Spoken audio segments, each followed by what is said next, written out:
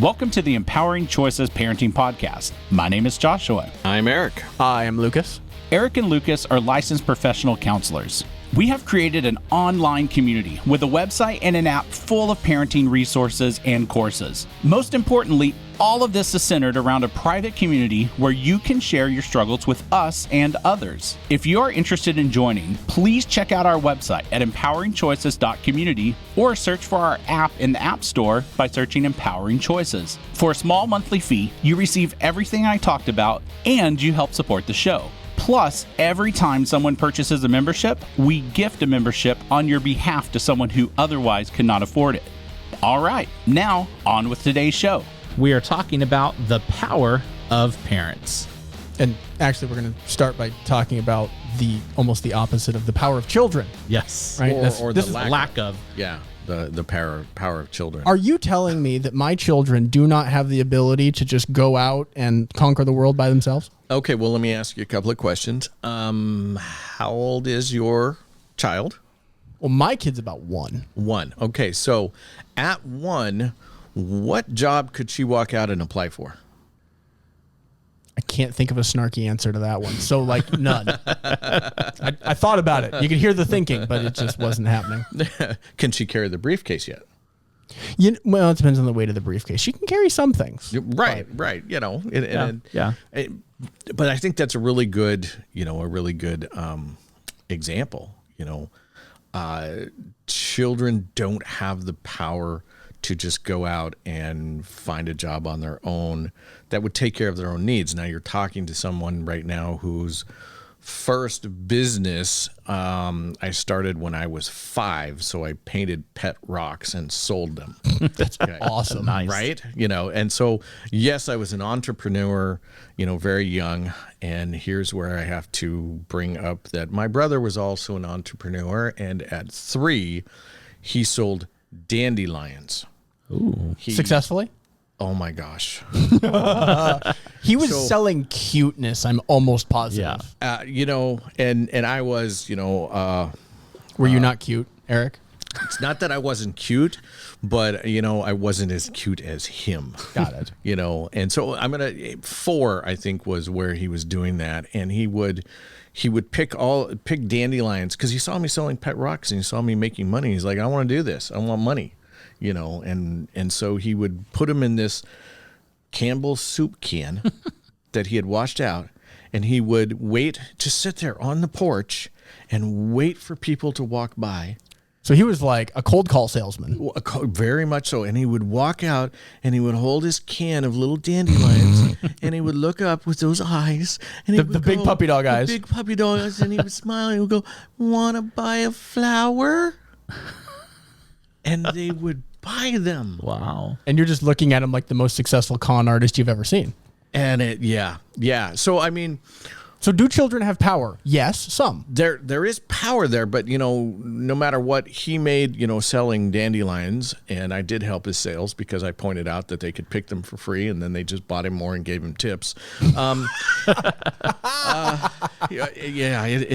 really boosted his sales. Now I think You boosted his sales by trying to undercut him, right, unsuccessfully, completely undermine him, and Delightful. it didn't work. He made more, with his dandelion sales than I did with my pet rock sales. But neither of us were going to generate enough money to buy ourselves weekly food, weekly clothing, right?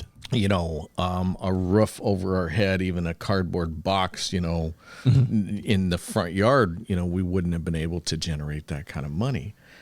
And I think this is a good discussion of do children have power to be independent? No. Do they have some level of power? Yes. Yes. Right? And Yes. we should recognize that too. Right, because my brother's independence was under the umbrella of our parents' authority and nurturing. Because that wasn't going to work so hot if he was truly independent. Exactly. Right? It just wasn't going to happen.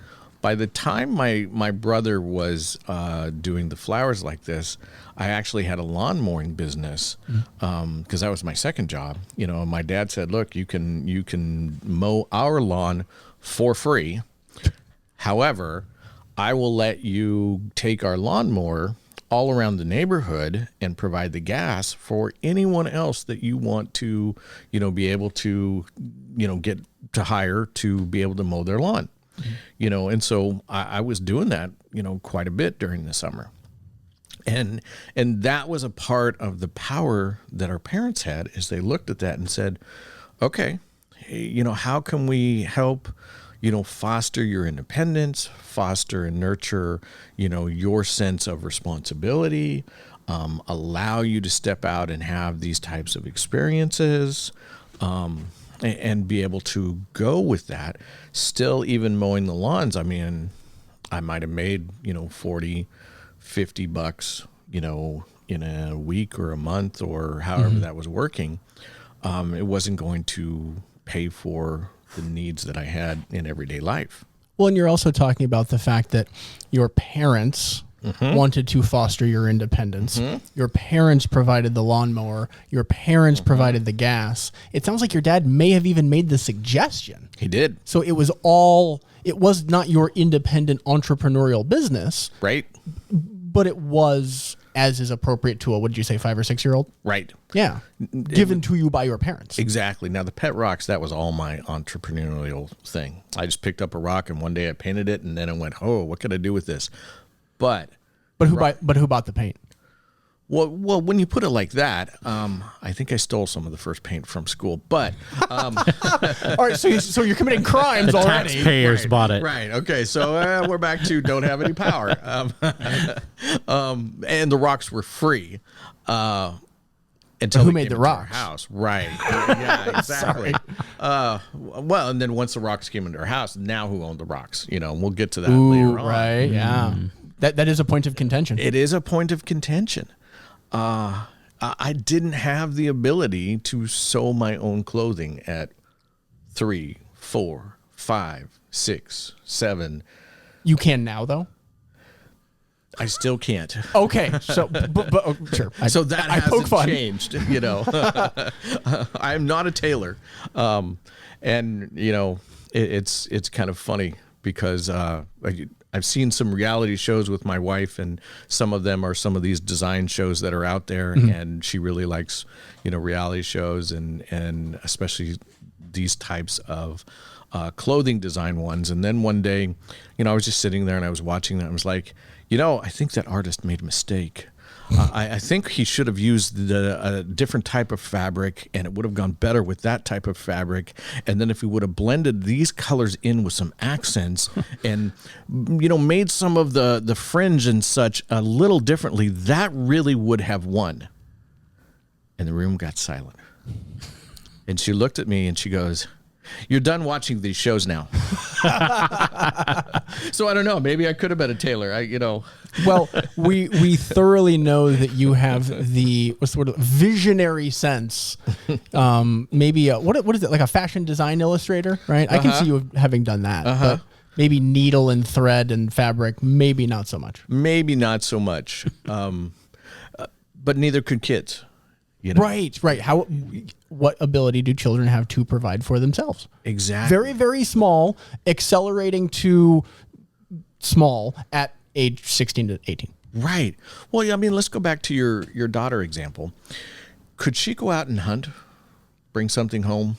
She hunts stuffed elephants really well. Okay. All right. And how is that stuffed animal sandwich? I really stymied you there for a second, I think. I was going to go with something, like casserole or pot roast, and all I could get was mincemeat pie. And I'm like, how does that work with a stuffed element? It doesn't. She definitely attempts to eat them. Okay. Yeah, but the nutritional quality is, Pretty low. Not floor sweepings and pocket lint. Right. Well, and my son is much older, than your daughter, and he's not going to be able to go out there and bring back a deer. Right. Even though, actually, would he illegally be allowed to at this point? Well, let's just say that it was hunting season and that was just an open thing. You could just go out your back door and do, know. He doesn't know how to be able to do that. Sure. And so more as 6-year-old, 7-year-old, he's not going to be able to do that.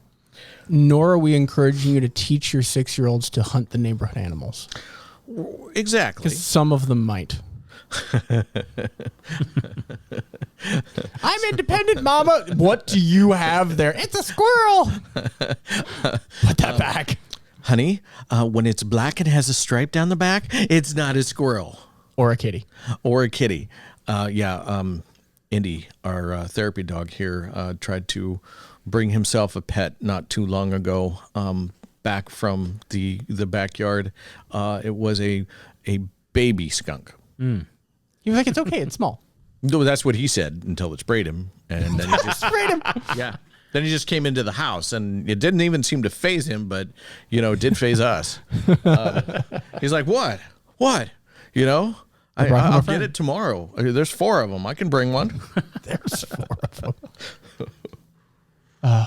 So the power of parenting starts with the realistic power of children, which is maybe not so much.